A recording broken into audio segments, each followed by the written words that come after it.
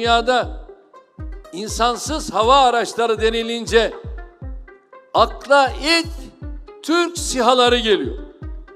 Muharebe meydanlarında kendilerini ispatlayan SİHA'larımızın savaş doktrinlerini yeniden yazan kabiliyetini artık tüm dünya kabul ediyor. Since the early 2010s, one country has quietly transformed the battlefield from the skies with its drones. Turkey. Once dismissed as limited regional tools, these drones are now reshaping how wars are fought across continents. So, how did Turkish drones rise to global prominence, and where have they made the biggest impact? Turkey's drone program was born out of necessity. It was driven by imposed restrictions on foreign arms imports and the need for independent military capabilities to deter terror groups like PKK and Daesh. Furthermore, surrounded by increasingly unstable neighbors along its southern and eastern borders, the NATO member began investing heavily in domestic defense production since the early 2000s. Hep arazideydik. Sırt sırta vererek Türk Silahlı Kuvvetlerimizle, güvenlik güçlerimizle en ufağından başlayarak 20 senede bu platformlar gelişti, dünyaya damgasını vurdu. Terörle mücadelede ülkemizin başına büyük bela olan bir probleme, bir anlamda o problemin belini kırdı. Turkish drones first proved their effectiveness in Syria when Ankara achieved early success in its counterterrorism operations, especially in northern Syria against PKK's auxiliary groups and Daesh. During that time, drones were used for intelligence, surveillance, and precision strikes against terror groups. These operations demonstrated a key advantage of Turkish drones.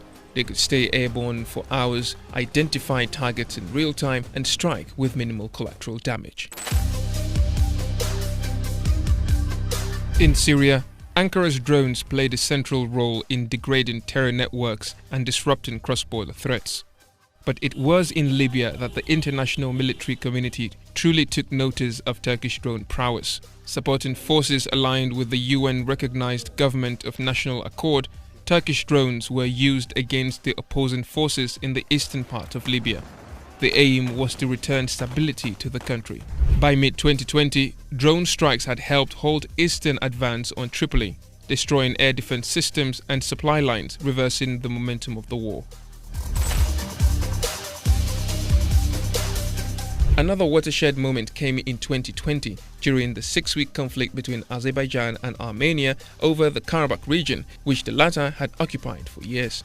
Azerbaijani forces used Bayraktar TB2 drones to target Armenian armored vehicles, artillery, and command positions, ultimately leading to a victory and the liberation of Karabakh after almost 3 decades. Combat footage released during the war spread globally, offering unprecedented insight into how drones could dismantle conventional ground forces.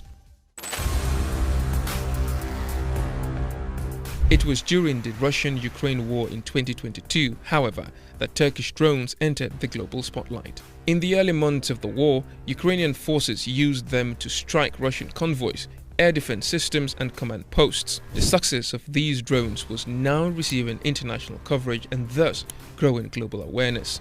Turkish drone manufacturer Bayraktar that supplies Ukraine. TB2 has proven itself to be an effective combat drone. So effective that Ukrainian forces are singing its praises, literally. Bayraktar. Bayraktar. This was the moment Turkish drones became known far beyond military circles. The use of Turkish drones has not been limited to warfare.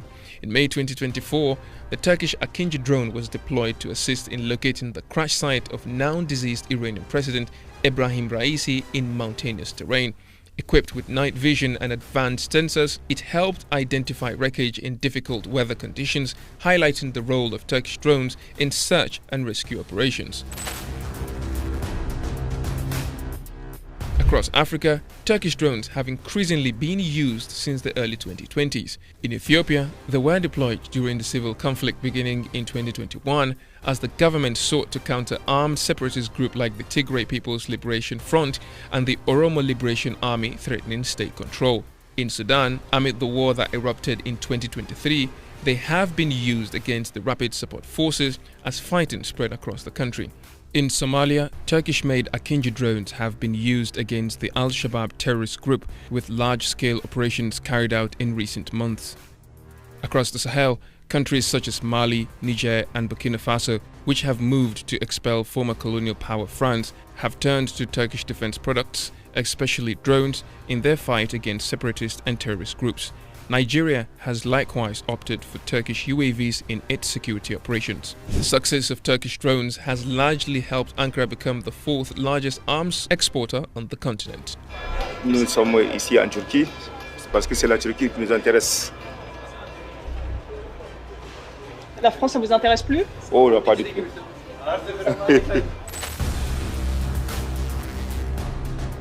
As of the mid-2020s, Turkish drones have become widely sought after, including by fellow NATO members, with Albania, Croatia, Poland and Romania all purchasing Bayraktar drones. They are a critical part of Turkey's defense and aerospace exports, which soared to over $10 billion in 2025. Analysts say there are three main reasons why Turkish drones prevail: cost-effectiveness, operational simplicity, extensive battlefield experience since 2016. These drones are no longer just weapons, but also symbols of how technology, strategy and geopolitics now intersect on the battlefield, and the result of over 2 decades of hard work as part of Turkey's vision. Their influence still unfolding. Байрактари, наче ті соколи, зупинили чорну хмару.